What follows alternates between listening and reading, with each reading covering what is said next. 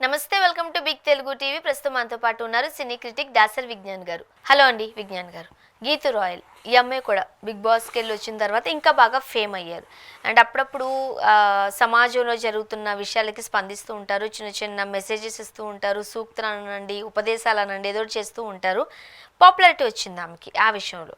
ఇప్పుడు అలానే wife and husband ఈ రిలేషన్స్ గురించి మాట్లాడుతూ అందులోకి మహానటి సావిత్రి గారిని కూడా ఆమె లాక్కొచ్చారు. ఒక రకంగా లాక్కొచ్చారు అనగానే అది నేను చదివాను, తను ఏమన్నారో కూడా చూశాను. ఆ సంఘటనను తను గుర్తు చేసుకుందేమో అనిపించింది, లాక్కొచ్చినట్టు లేకపోతే అట్లా అనిపించలేదు. బట్ ఎందుకు తప్పుపడుతున్నారు? గీతు చెప్పిన ఇన్సిడెంట్ ఏంటంటే, మహానటి సావిత్రి గారు ఆల్రెడీ పెళ్ళయి పిల్లలు ఉన్నాయని ప్రేమించింది. తర్వాత ఆయన జీవితంలో తను ఇంకొక అమ్మాయితో ఉంటే ఈవిడ తట్టుకోలేకపోయింది. బూమరంగ్ లాగా, కర్మ ఈజ్ బ్యాక్ లాగా మనం ఏదో చెప్తా ఉంటారుగా అడ్డమైన నీతి సూక్తులు. సో నీకు మాత్రం పెళ్ళైనోడిని నువ్వు ప్రేమిస్తే అంటే వాళ్ళ వైఫ్ ఎలా ఫీల్ అవుతుందని నువ్వు ఆలోచించాలా. కానీ నువ్వు ఆయన్ని ప్రేమించి పెళ్లి చేసిన తర్వాత తను ఇంకో అమ్మాయితో ఉంటే మాత్రం అప్పుడు నువ్వు ఒక వైఫ్లా ఆలోచించి నువ్వు ఏదో చేసావు అని ఒక సినిమా గురించి మాట్లాడింది. ఫస్ట్ నెంబర్ 1, సావిత్రి గారి జీవితంలో ఏం జరిగింది ఏం జరగలేదు అనేది చాలామందికి తెలియదు. కానీ మహానటి సినిమా నేను లిబర్టీ తీసుకొని చేశాను అని డైరెక్టర్ ఆల్రెడీ చెప్పాడు. అవునా? అదొక సినిమా కథ. సరే, సినిమా కథలాగా నువ్వు చెప్పావు, దాన్ని నువ్వు అదే మహానటి గారి జీవితంలో నిజంగా ఇలా జరిగింది, ఇలా చేసింది, అలా చేసింది అని చెప్పేసి ఏదో చెప్పేసావు. నీ బతికేదో నువ్వు చూసుకుసావచ్చు కదా, నీకెందుకమ్మా ఇవన్నీ అడ్డమైన నీతి సూక్తులు? ఇప్పుడు నేను ఎవడు అడిగాడు నువ్వు చెప్పమని ఈ నీతి? నీ నీతి మాకెందుకు?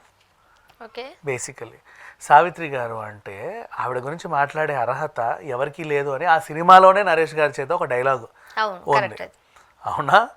సినిమాలోనే సినిమా చేసిన నటీనటులే ఒక మాట చెప్పారు ముందే స్టార్టింగ్లో, అది గుర్తుపెట్టుకోండి. ఇంకొకటి సమంత గారు కూడా లాస్ట్లో అంటారు కదా, ఆమె దగ్గర ఉన్నప్పుడు చాలా చిన్నది అనుకున్నాను, బట్ ఇంత పెద్ద స్టోరీ ఉందా మీది, ఇంత తెలుసుకోవాలా, ఇంత నేర్చుకోవాలా అని కొన్ని కాస్త ఎమోషనల్ డైలాగ్స్ కూడా ఉంటాయి అక్కడ. మహామహుల జీవితాల గురించి మాట్లాడే హక్కులు లేవు. నువ్వు వాళ్ళ బయోపిక్లు చూస్తే biopics are nothing but it's a చిన్న fabricated real stories. Little liberty తీసుకొని కొంచెం ఫ్యాబ్రికేట్ చేస్తారు. ఎందుకంటే ఉన్నట్టు డాక్యుమెంటరీ లాగా చూపిస్తే జనాలకి ఎక్కి చావవు.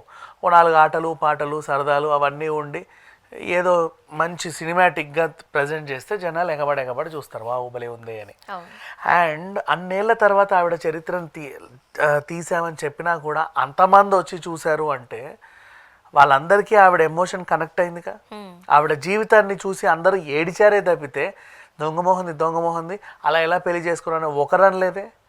పెద్ద పెద్ద మహామహులు ముసలోళ్ళు కూడా వచ్చి చూశారు. ఆవిడ జీవితాన్ని దగ్గరుండి చూసిన వాళ్ళు కూడా ఏడ్చారు తప్పితే అయ్యో పాపం అన్నారు తప్పితే ఎప్పుడేమనలేదే.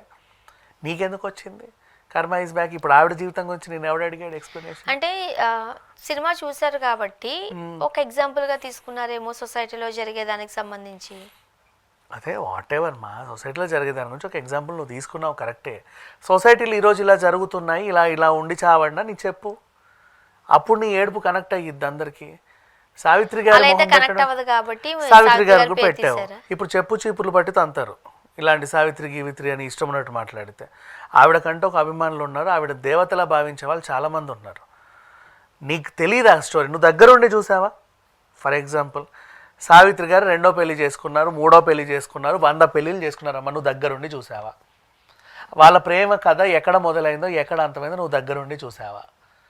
నీకు ఎవడో చెబితే తెలిసింది, ఏదో చూస్తే తెలిసింది. చెప్పింది కరెక్టో లేదో నీకు తెలియదు, చూపించిన ఆయన కూడా చెప్పాడు ఇట్స్ ఏ ఫ్యాబ్రికేటెడ్ స్టోరీ, మేము లిబర్టీ తీసుకొని చేసామని. నువ్వెవరు మధ్యలో మాట్లాడడానికి దాని గురించి? దాన్ని ఎగ్జాంపుల్గా తీసుకొని అదే నిజంగా జరిగిందని నీ ఇన్ఫ్లుయెన్సర్స్ నిన్ను ఫాలో అయ్యే మందకి చెప్పి మళ్ళీ దాంట్లో ఒక నీతి హితబోధ చేయడానికి నువ్వెవరు? ఎందుకు మాట్లాడతావు? లాస్ట్ టైం పాపము ఈవిడ ఒక పార్టీకి వెళ్తే అది డ్రగ్స్ పార్టీ అని చెప్పేసి వీళ్ళని పోలీసు వాళ్ళు హ్యాండ్ ఓవర్ అంటే వాళ్ళ దగ్గర పెట్టుకుంటే 2 రోజులో 3 రోజుల్లో ఉంచుకొని తర్వాత ఇంటికి పంపినందుకు ఆవిడ పిల్లో పెంపుడు జంతువు ఒకటి చనిపోవడం జరిగింది. చాలా బాధపడింది. అవునా? చాలా బాధపడింది.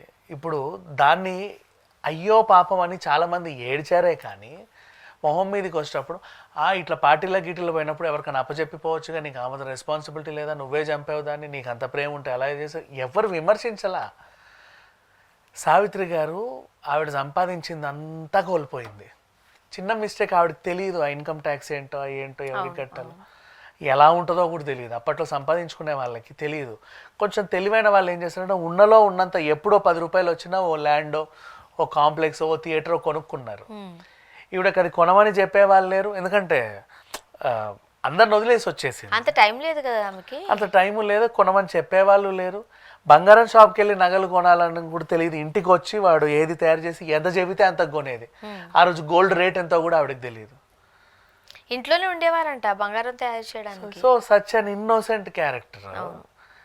ఇన్నోసెన్స్లో బోల్డ్ అన్ని మిస్టేక్స్ జరుగుతాయి.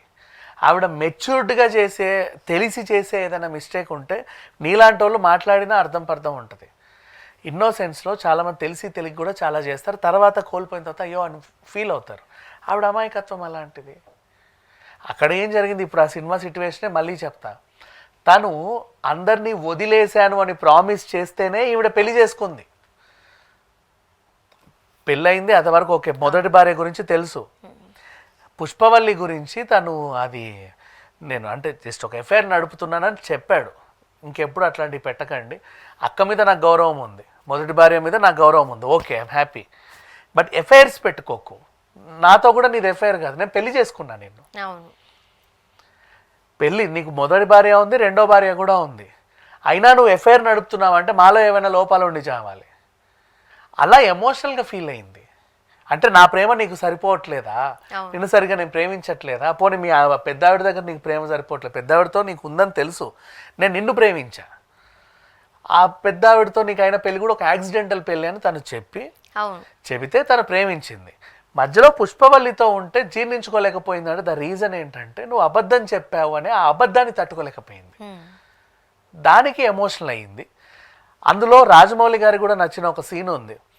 అంత అయిన తర్వాత ఈవిడ వెళ్ళేటప్పుడు తను పుష్పవల్లికి చెంప మీద ఇట్లా అనేసి వస్తాడు. ఆ సీన్ నాకు బాగా నచ్చిందని రాజమౌళి గారు ఒక ఇంటర్వ్యూలో చెప్పారు. పర్టికులర్ ఆ సీన్ గురించే మాట్లాడుతున్నా. అలాంటి సీను ఇలాంటి వాళ్ళకి ఏ కళ్ళతో చూస్తారో, ఎందుకు చూస్తారో, ఏ మైండ్తో చూస్తారో వాళ్ళకి అలా అర్థమైంది. దాని గురించి వాళ్ళు ఒక నీతి హితబోధ. ఈవిడే ఇట్లుంటే ఈవిడని ఫాలో అయ్యే వాళ్ళు ఇంకెట్లు ఉంటారో నాకు ఇంకా ఇప్పుడు అదే ఆశ్చర్యం వేసింది. ఇప్పుడు ఆవిడ దగ్గర చూస్తే కనీసం ఇంతమంది ఒక మంద ఫాలోవర్స్ ఉన్నారు. ఈవిడే ఇట్లుంటే ఆ ఫాలోవర్స్ ఇంకెట్లుంటారు?